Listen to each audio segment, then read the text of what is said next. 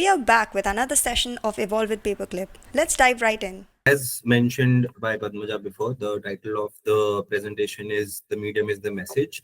It is a little vague to hear for the first time, but we'll get to the end of the presentation and see what does it mean to us in by the end of it.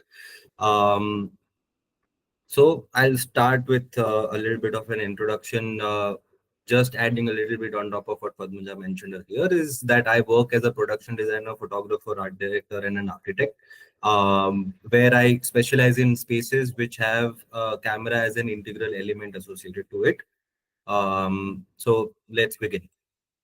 The part one is the message. What does the message mean and everything? We'll get back to it, but we'll just browse through the rest of the presentation. I start with first of my semesters, which I taught as a teaching associate at SEPT in MID. It was an online semester during the COVID times, and we had to devise a semester curriculum which also was similar to what we would otherwise teach to students in terms of their design disclosure, but not having physical access to them or their thoughts was the limitation. The overall semester was devised into one premise, having three different projects revolving around the same premise. Um, okay, I think I lost my screen, maybe. Yeah, I think somebody might be presenting by mistake. Yeah. Let me just remove that.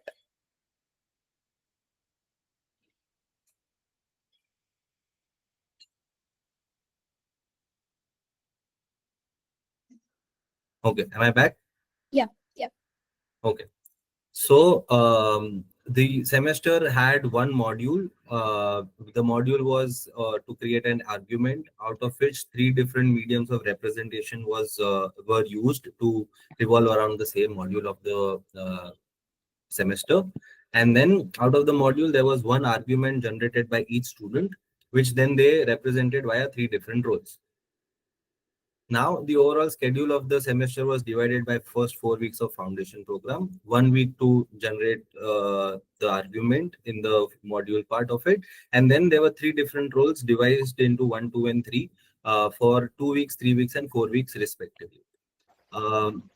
We are generally right now doing going through the module part of it, where students were supposed to generate an argument where they first had to find relevant examples from recent practices of interior design and list down decisions and analyze the relationship between interior techniques and practices. So what is an argument? An argument is a challenge or a theory or a rational conclusion or a solution. From all of this, we kind of get to the exchange of opposite views, or a point of initiation for a process, point of evolution, or an opportunity for further inquiry, or it sets reasons to support an idea, right? Uh, from there, students ended up figuring out certain arguments. Here are a few examples. Like, I'll read one or two of them. Is like the values of existing structures can be retained through inserted interiors, then intervened interior design. So they are talking about that a particular method of intervention to be able to do interior design of a space. Uh, what difference would it make if you intervene with the space or you let it be and just insert something? So things like that, every student had to kind of start their argument with, and throughout the semester, they tried to prove this wrong or right, depending upon their stance. The premise of the semester was for them to design a space for the 15 dream machines of Leonardo da Vinci. So that in itself has a certain weight, for which as soon as these elements, which are very significant to our day-to-day life, are inserted into our in any space, changes the perception of the space and the overall experience of perceiving these machines as well. Jumping to role two, where students were supposed to use only orthographic drawings, which is the standard practice of any design firm, for them to show top views, front views, and everything. Here they were given a standard space with columns and beams and the kind of spaces that we generally see around us.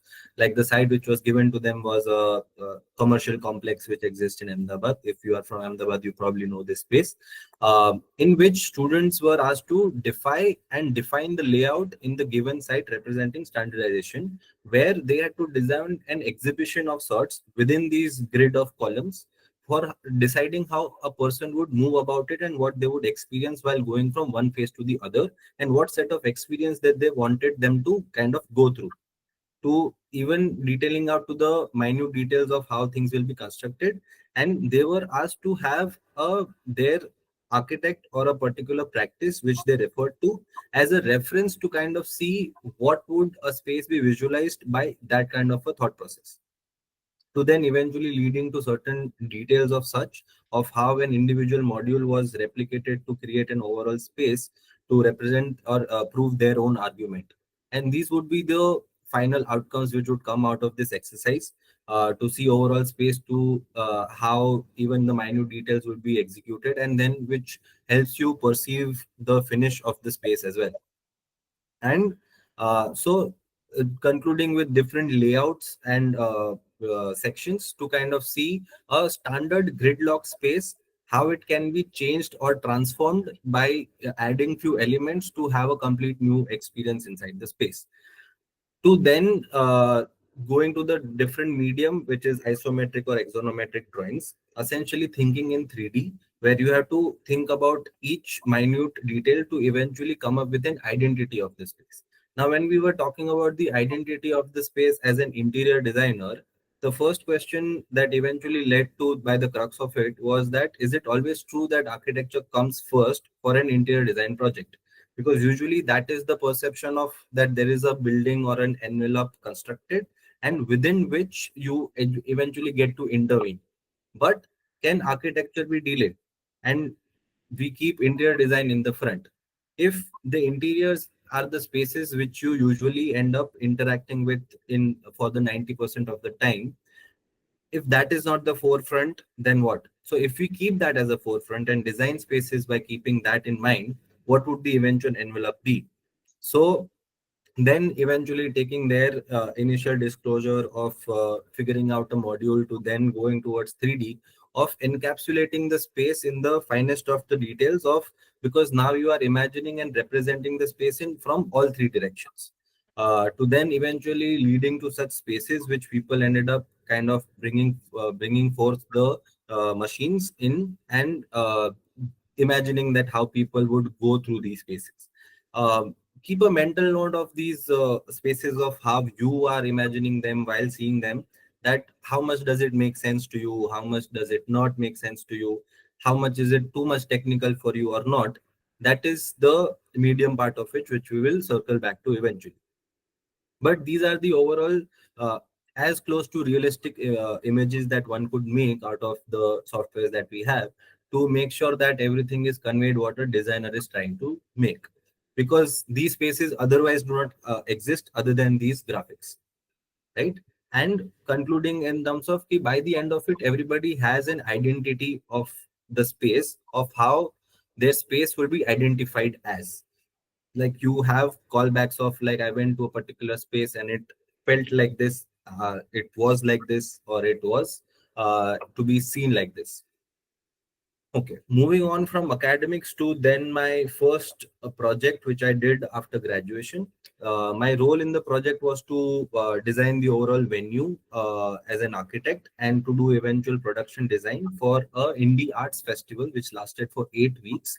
And it was a space to be designed in terms of versatility, because it hosted four different typologies of activities, from spoken poetry to movie screenings to music gigs and stand-up comedy, and then otherwise the general usage of the space in the non-event time.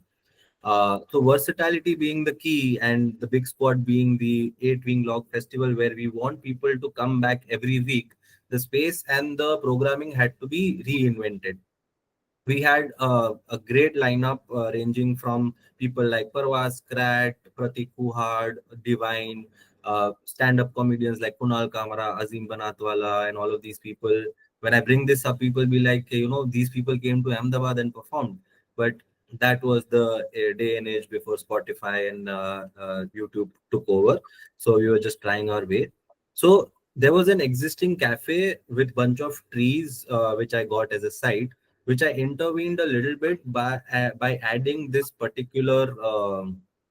Sorry, I have to end it.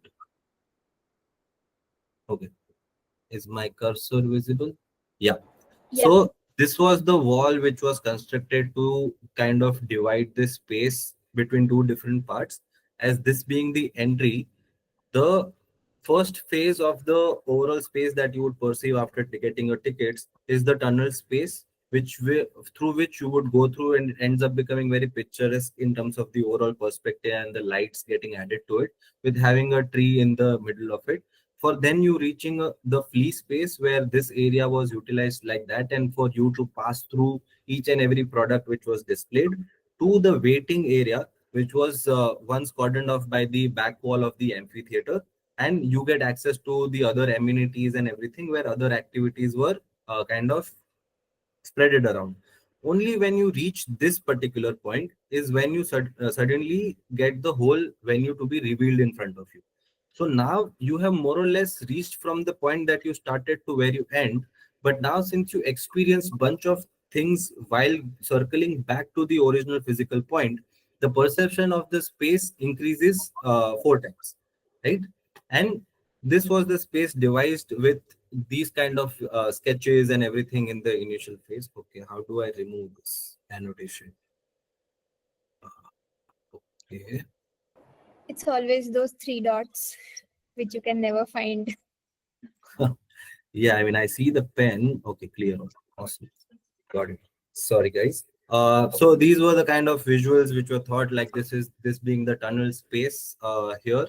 From you coming back to here and end up seeing the overall venue space. Again, clear all. So then moving on to the visuals from the side of the artist itself. The stage was kept on the ground level where the audience in front were dug inside and were brought down so that visibility was not compromised, and the artist also feel a cozy sort of a environment because the audience is right next to their feet. uh, while getting feedback from bunch of these artists, they got to, like, I got to know that they had never experienced something like this. And that's when I realized that spaces, usually when it comes to gathering of people, you usually consider only the audience as your reference point of what their experience should be. But optimizing a space which with every stakeholder, however minimal that be, artists also get to get a particular experience. By giving them such an experience, they were able to perform, I would like to think, in a comparatively better way than otherwise what they would have. And these are the certain snaps from the space of how it was getting utilized in different types of activities, from movie screenings to stand up to music gigs. Moving on to next project, where I worked as a production designer, and it was a set for an esport event for a game called Valorant. It was a 2 month long challenger series which was happening, and the set was for a couple of months. What the concept came out of was to work with extremes of reality and fantasy, which is what we generally bridge through while we are interacting with games in general. Or video games per se. And what would a set like that would look like? So bringing the gaming world to the real life using same textures, color scheme, and elements seen through various maps of Valorant, for people who follow the game to have a certain type of callback and relatability to the stage. And this is the final visual that would come out of it, that we would make 3D renders for to convey the same concept forward, and also keeping functionality of stuff in mind of how cameras will capture these players while playing there, and how functionality will move around it, what visuals will be played considering sponsors in mind, what would be the caster area like, consistency of frame because everything is streamed. So the general overall 90% perception of the space is within a 16 by 9 frame that people would be seeing either in their TV or their laptop and everything. So you don't worry about anything outside of the frame. everything is concise inside the frame, so different elements scattered around would also feel to be part of the same space and would not feel disjointed. And to be then to give like all the technical drawings to be executed on site, whatever is required to make sure that whatever your vision is there can get executed. Then moving on to next bigger project, which was a Pro Series final, which was hosted in an indoor stadium in Delhi, where 16 teams of four were competing with each other, and like 100 kids coming together in a whole adrenaline-filled stadium with bunch of other teenagers shouting around them, for them to have a vibe, to be able to see everybody and see each team getting eliminated and the whole match getting visible. Certain LEDs in front were added, and the players were kind of dug inside the stage for two major reasons. One being the much more efficient cable management, because then all my cables and everything else kind of runs underneath my stage, which I was anyways going to build. Then by reducing their height, my overall perception from the camera angles comes out as a sort of an bird's eye view, which is what people kind of like to see, to kind of encompass the overall experience of it. And then these were the gaming pods which were designed specifically to make it much more accessible and easier for the players to play the game in, because you need your space when you are if anybody who is into mobile gaming, they know that they need their space around, they need things to be very clean and everything. If there are wires around, if your elbow is bumping into other people, you would not like it at all.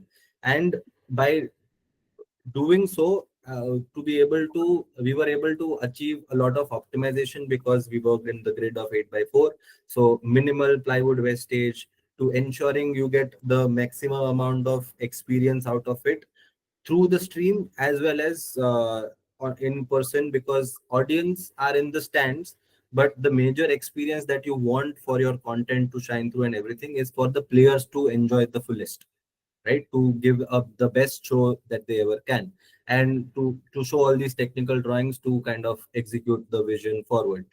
Now, after going through all this technical jargon and trying to kind of convey what kind of mediums people generally use to convey all of these things, this is a slight different take of what I try to do by integrating different kind of mediums to convey the message that we are talking about. So the first role that we skipped in the first segment of the curriculum of the semester, here we had ask them to design the experience of a space representing a particular era by using photo montage and collages. So the sites that were given to them were a bunch of photographs of particular buildings. One being the Milloner's building in Ahmedabad, other being Udaipur City Palace, and third being an abandoned building set of images which did not exist together in the world, but it's a hypothetical setup which comes to life because we are talking about the medium of photographs.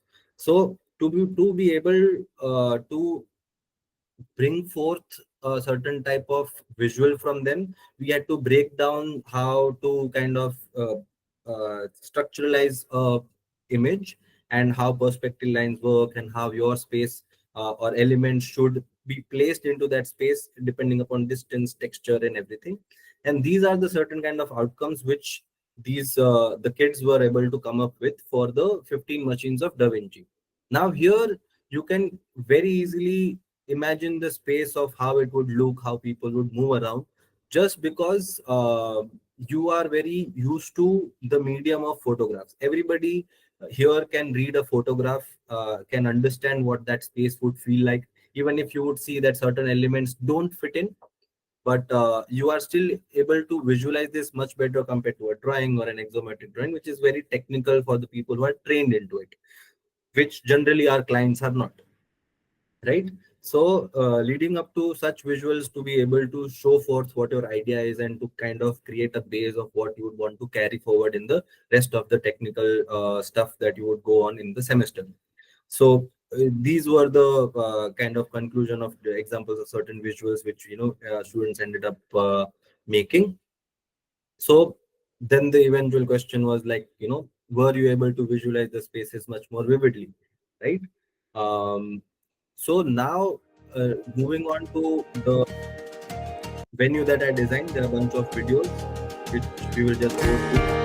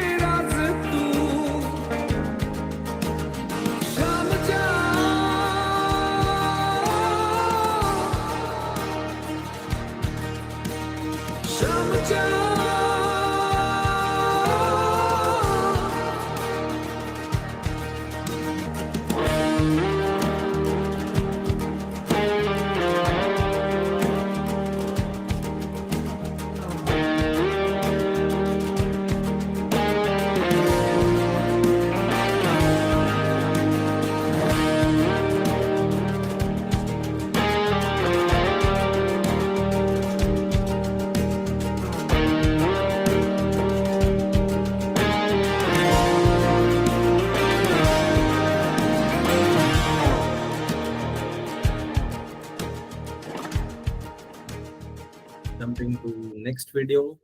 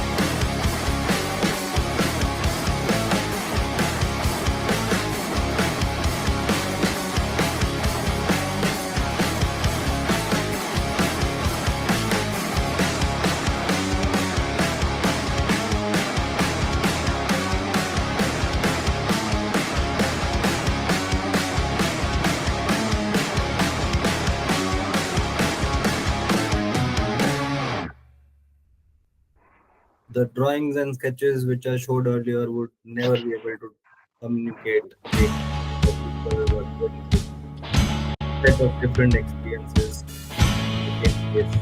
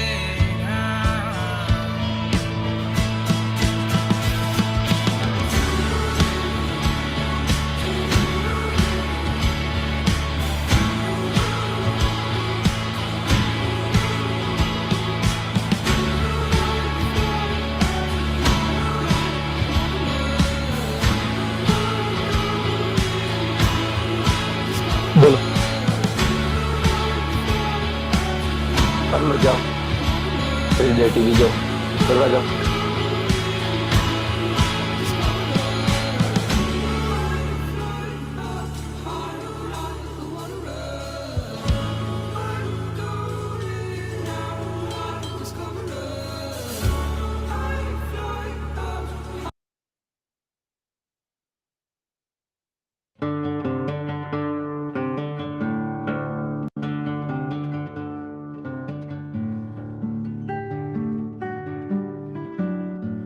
I'm really excited for this performance because I don't get to perform at these kind of venues a lot. Most of the times I only get to perform in concert halls, where there's like this air of strictness. We have this very formal, serious looking audience, just sitting upright on a chair. That's a bit of an unnatural way to experience music for both the performer and the audience. But a space like this is quite rare, where you get to just go all out, where you can really take the freedom to express and enjoy the music the way it's supposed to be.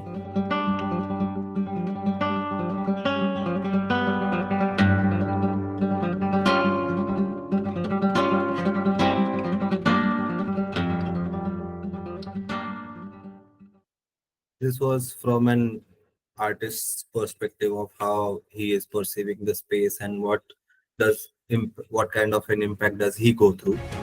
And But this here is is the the button, Valorant set the that maps. came The maps about is what and I was want like this. to see the most, and that's I'd say good ban from Team Revenant.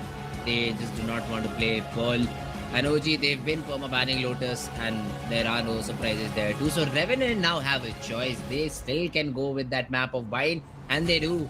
They still want to play this map. Fun fact, this exact shot was the reason why in the next stage which I designed for esports, they were sunk down so that their screens or anything do not come in front when a camera tries to capture them. Right? So here is the next one. Load.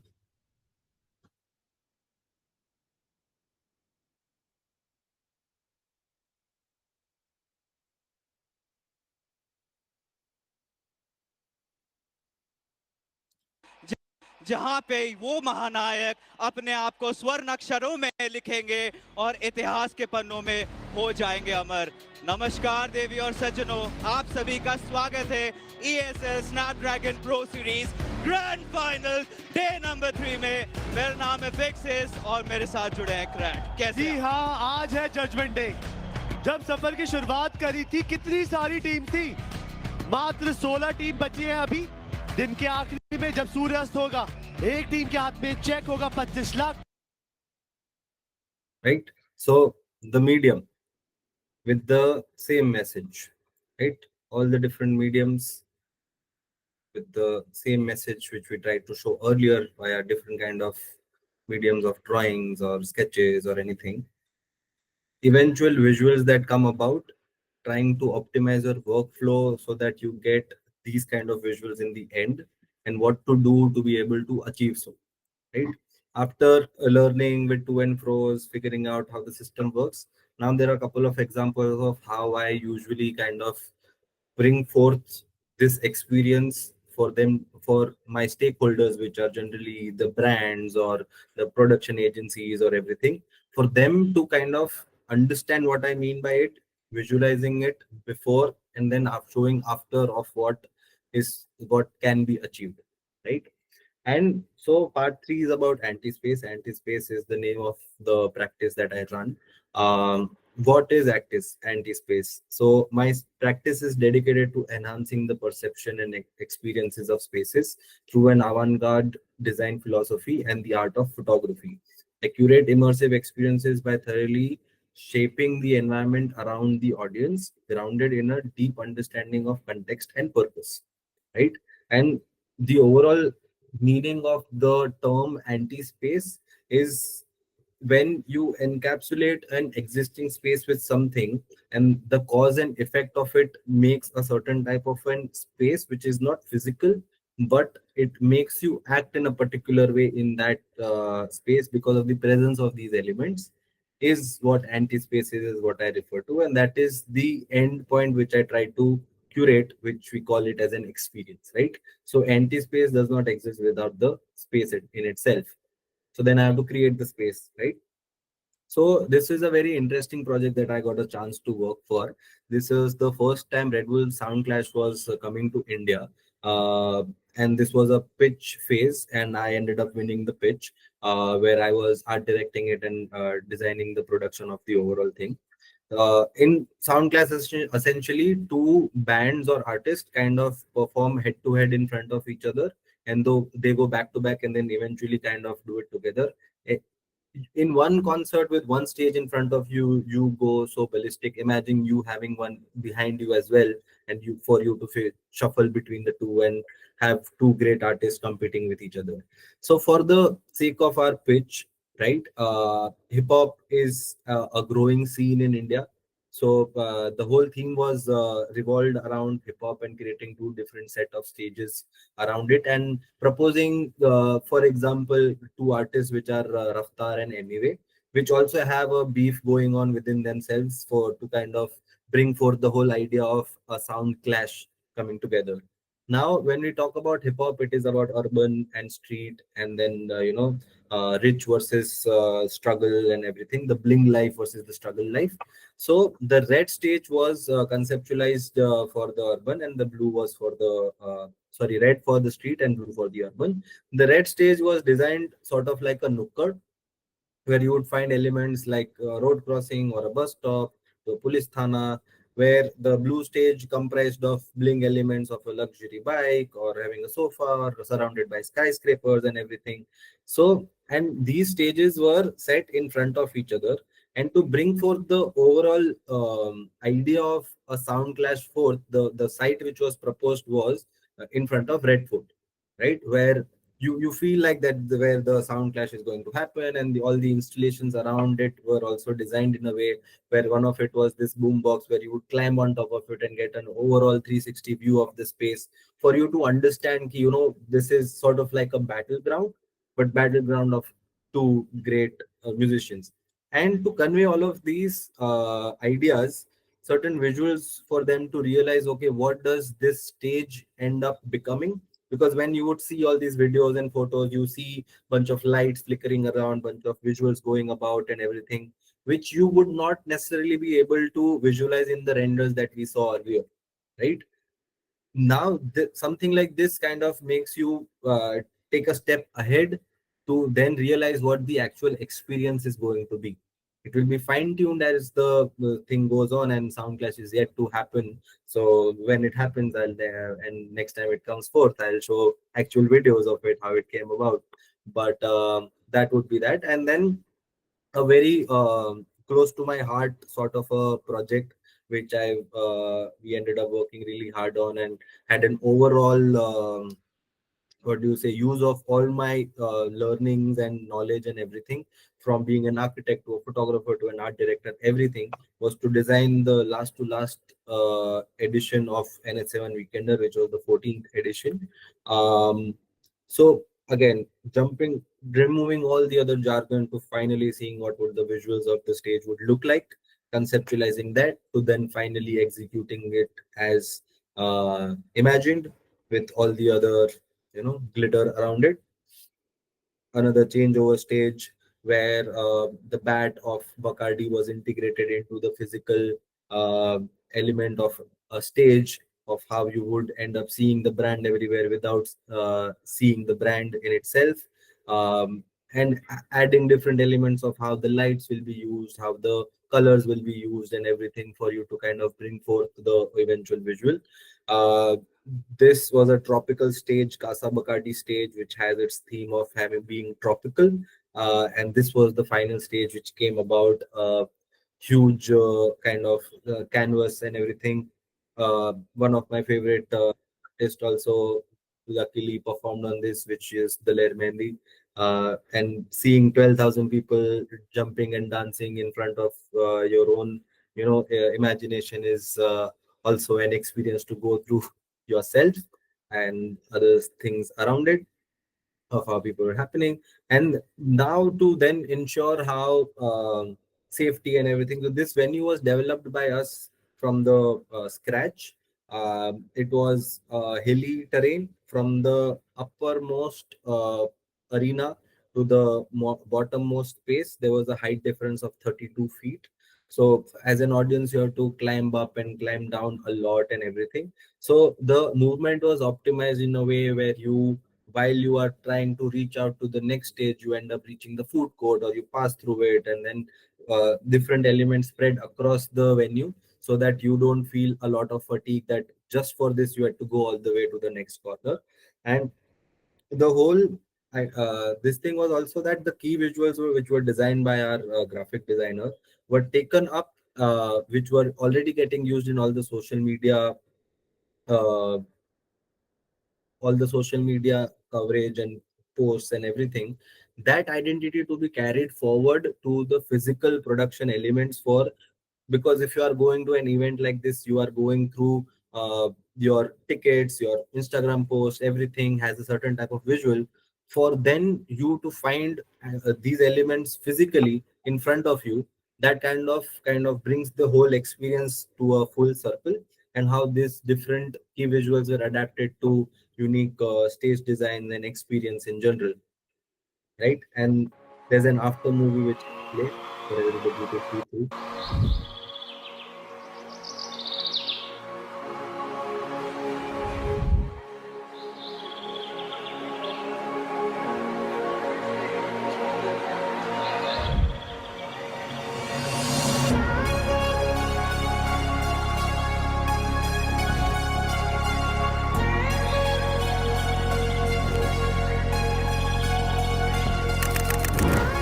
We are very excited about a few artists, especially the Lair Mehndi.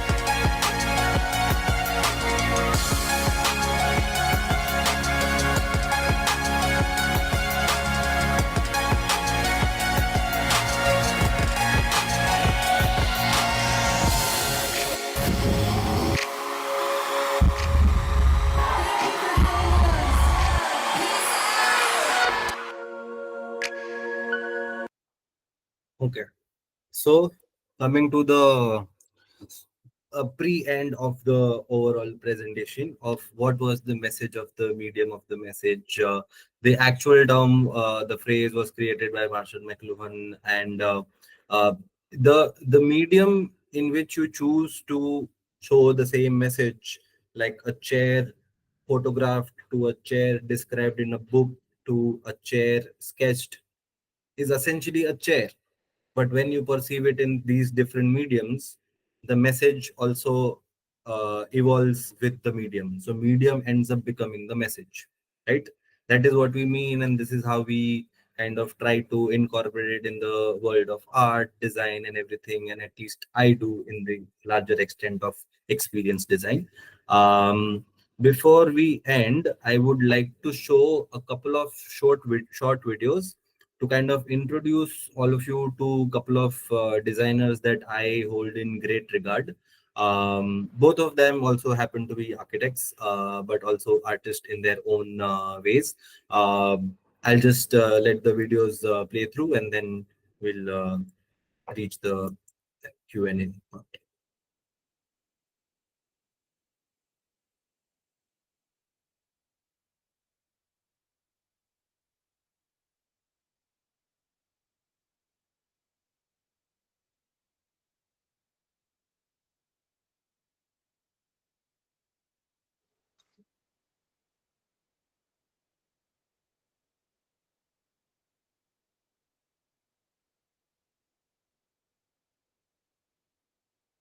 And what's the issue here?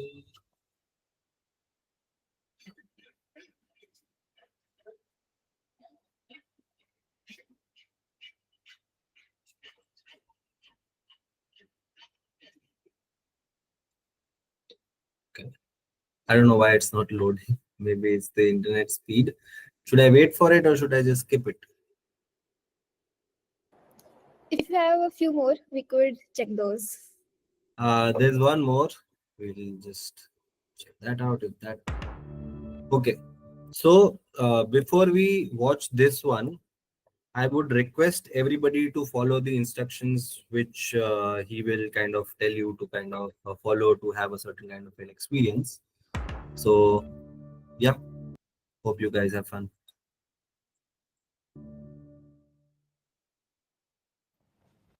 I would like to design an experiment with you.